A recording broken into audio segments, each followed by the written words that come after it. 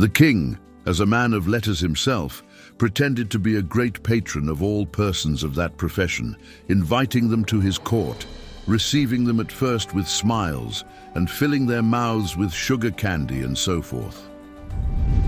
But smiles and sugar candy do not cost much, and in return for his compliments, His Majesty made the poets pay him very handsomely, for he sucked their brains, learned their beautiful poems of them, and then showed them the door. In fact, when he heard their poems once read to him, he could repeat them without missing a word, and then he would pretend to be violently angry with the bards for daring to deceive him.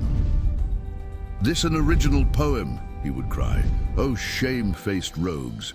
I have heard it this score of years," and repeating it would forthwith call for his feroces to beat the poet's heels into jelly. Thus he learned a great deal of delightful poetry, and at small charges. Now, strange to say, the king had a female slave, the far-famed Moon of Beauty, surnamed for the slimness of her shape Roly-Poly, who had almost as wonderful a memory as himself, and would sit and cap verses with him for weeks together. She knew the works of all sorts of authors, and could repeat you a little lively erotic ditty of Thamaz the Moor, or a passionate tale by Byron, or a long sanctimonious philosophic reflective poem by famous old dervish Wordsworth El Muddy, or of the Lake Zero, and never miss one single word. To be brief, she was the next person in the kingdom after the king for memory, for though she could not, like His Majesty, repeat a poem on hearing it once, after hearing it twice she was perfect in it, and would repeat it off without missing a word. And as the poet touchingly observes, that birds of one and the same feather will frequently be found in one and the same company, so likewise the court of Armenia boasted a kindred spirit to that of King Poof Ali and Roly-Poly in the person of the chief of eunuchs, Sambhu Beg. Sambhu had been a shaitan or printer's devil in the printing office of Buntley's Magazine, the fashionable periodical of Constantinople, and thence, after acquiring a love of letters and a great power of memory, had been transported to the Armenian court, where he held the important post of chief of the eunuchs.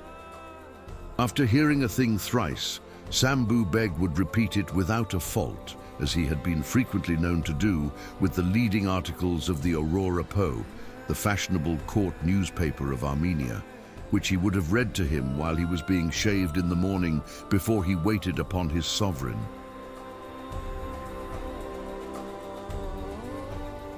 Thus then the matter stood in this singular court.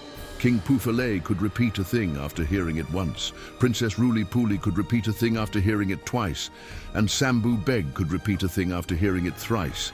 And now you must be informed how they put this strange talent of theirs out to interest. The king gave out that he believed there were no more original poems left in the world, that he believed men of letters were impostors, but that he would give its weight in gold for any original work which a poet should bring him. Those who failed were to suffer the penalty of the bastinado and were to pay a fine to the crown. Now what did he do? When any poet came to recite, King Poof-Ali received him with courtesy, sitting on his throne, with his chief eunuch, Sambhu Beg, waiting behind him.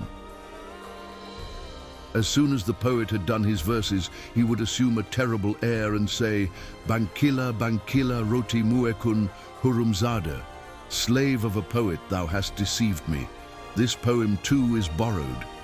And then he would repeat it himself, and bid Sambhu go and fetch Roly-Poly, who had been standing all the while behind a curtain and had heard every syllable.